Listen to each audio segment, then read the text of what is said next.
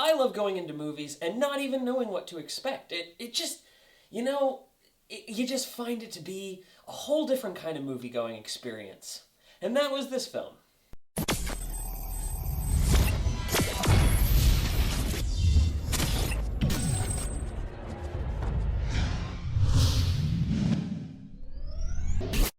Life. Alright guys, gals, and everything in between, I'm here today to review for you Life, the film by, I believe, the director of Safe House, as it was. He decided to do a space horror thriller monster movie. Now, that is a very delicate formula because you could end up with all-time classics, or you could end up with Splice.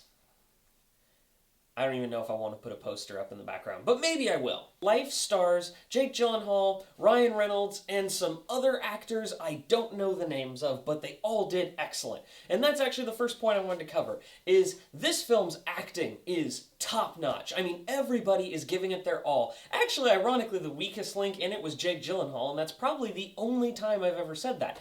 I'm not saying he was bad, but he sort of, you could tell he was just sort of there, but in the third act, he had a lot more to do, and he ended up still pulling out a pretty alright performance from him.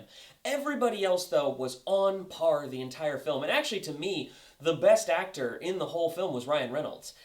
He was kind of the comedic relief role, and he did a really good job with that, but he also had a lot of seriousness to him. So he would be the first one to crack jokes, but the second that you start dissing on people or you start having these tensions, he was in there and he was giving it his all, and he did fantastic.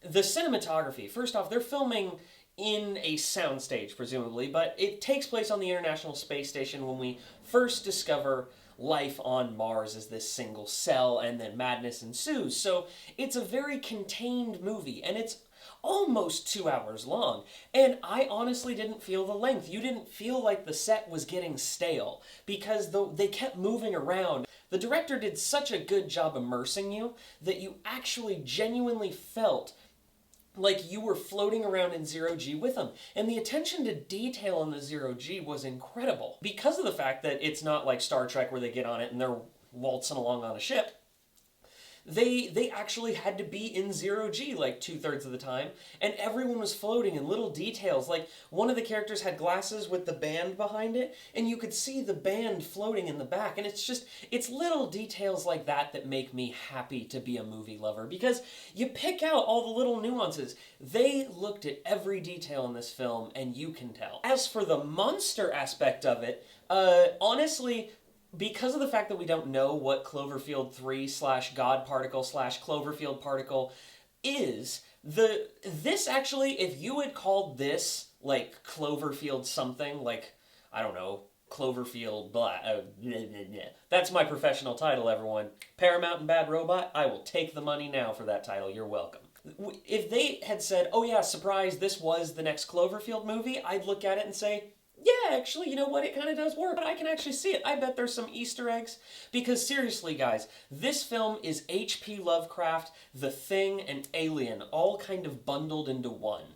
And they really get you to like the group chemistry. There's not one character you don't like. And so this was kind of a character study at times, and it did that really well. I was very happy. As for the tension, it reminded me of that claustrophobic 10 Cloverfield Lane feel, where you're stuck. And that was one thing that, like, The Thing and Alien, again, going back to those examples, this was a hearkening back to Alien and The Thing. And honestly, it could potentially be The Thing for the 2000s. It really could. It was great. All of the characters brought their all. The monster was certifiably creepy, and I really enjoyed that, because the monster, while you knew it was CG, you believed it was there, and every time it was moving somewhere, there was a segment with jet engines.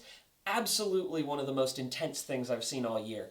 And it was them turning on jets as, like, I don't want to spoil anything, but oh my god, that scene is great. I was sweating. This is what it must have been like to watch The Thing in theaters when it first came out. Or Alien. It gave me that tension.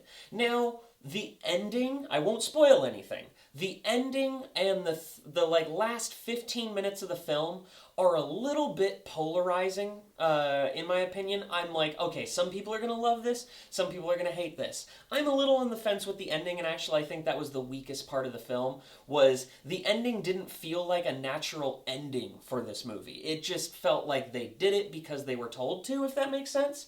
So but I still got past it because that was an hour and like 30 minutes of just sheer intensity and just good drama and characters bouncing off each other, and then the special effects. There was a one take shot that was absolutely amazing to watch. And so I love these contained thriller monster picks. I think they're great. And Life is easily one of the best films of this year. I will gladly go back and watch it multiple times and pick it up on Blu-ray. And sadly, because it's coming out at a really bad time, I have a feeling this is going to be one of those movies that you go, hey, have you ever seen that movie?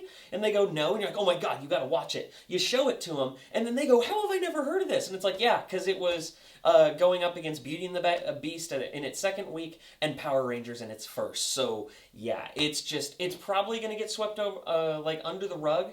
But in all reality, you should go see this film and you should support it because it is an original story that is essentially giving homage to things of the past, like these contained monster thrillers.